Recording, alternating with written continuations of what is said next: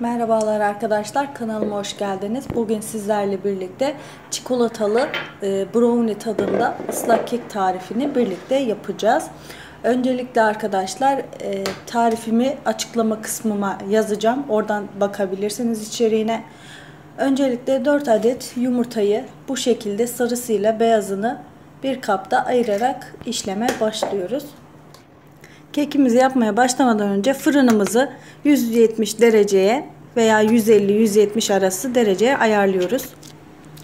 Şimdi arkadaşlar ayırdığımız yumurtanın üzerine 1,5 su bardağı şekerimizi ilave ediyoruz ve bir paket vanilya içine ekleyip güzelce köpürterek çırpıyoruz arkadaşlar. Şekerinin erimesini bekleyene kadar, yani beyaz bir krem şanti kıvamı olana kadar çırpmaya devam edeceğiz.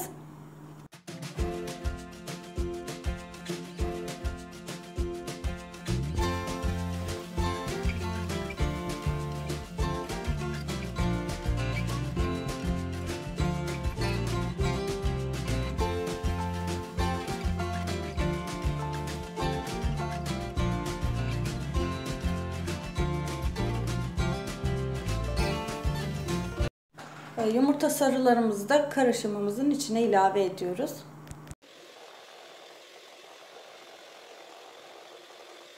Güzelce karıştırdık. Şimdi içerisine diğer malzemelerimizi ekleyelim.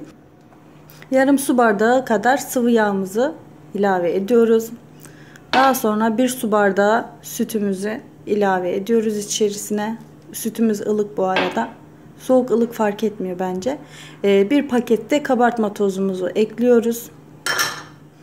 Ve 3 yemek kaşığı, bu tabi sizin tercihinize bağlı, 3 yemek kaşığı kakaoyu güzelce eledikten sonra azar azar, göründüğü gibi azar azar ilave edip karıştırmaya devam edin arkadaşlar.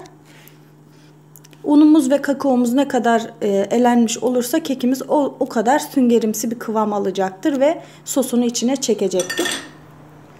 Şimdi elenmiş unumuzu içerisine bir spatula yardımıyla azar azar yedirerek ekliyoruz. Ben bunun içerisine arkadaşlar 2 su bardağı kadar un ekledim. Tabii sizin yumurtanızın büyüklüğüne göre de değişebilir. 2-2,5 su bardağı kadar un da ekleyebilirsiniz. Kekinizin kıvamı bu şekilde olana kadar, çok katı olmayacak, çok da sıvı olmayacak şekilde bir kek harcı elde ediyoruz.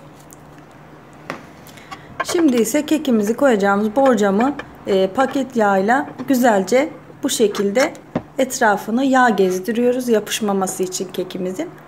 Kekimizi döküyoruz. Önceden ısıttığımız 170 ile 150 derece arası fırınımıza keki koyacağız. Burada fırını önceden ısıtmanız çok önemli arkadaşlar. Sonradan ısıtınca içi pişmeyebiliyor. Onun için keki yapmadan önce önceden ısıtılan fırına koyulur.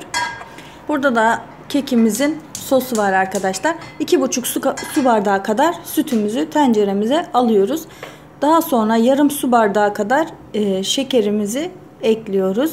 Ve yarım su bardağı yine aynı şekilde sıvı yağımızı içerisine ekliyoruz. Daha sonra 3 yemek kaşığı koydum ben, ama siz çok bitter tarzı seviyorsanız daha az koyabilirsiniz. Yine aynı şekilde elenmemiş bu sefer, gerek yok çünkü.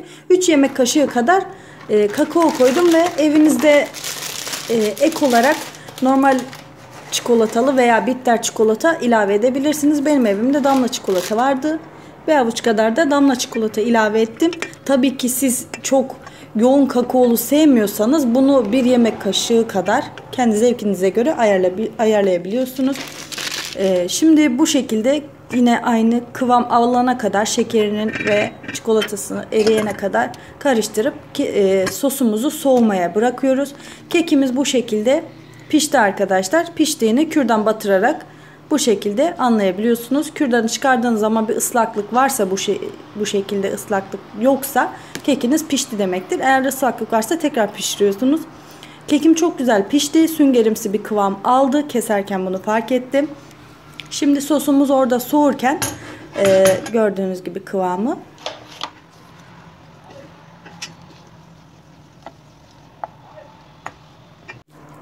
Kekimizi güzelce sosunu içerisine alması için mutlaka kesmeniz gerekiyor arkadaşlar. Bu şekilde dilimlerini güzelce kesin. Tabii ilk sıcağı çıktıktan sonra, yani ılıdıktan sonra kesmeye özen gösterin. Bu şekilde kekimi kestim. İkisi de yalnız hem sos hem de kek orta bir sıcaklıkta olacak.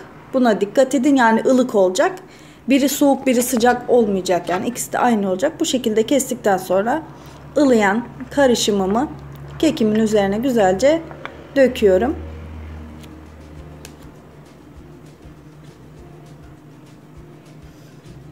Sosu için ne kadar çok demeyin. Çünkü keki tamamen bu sosu çekti arkadaşlar.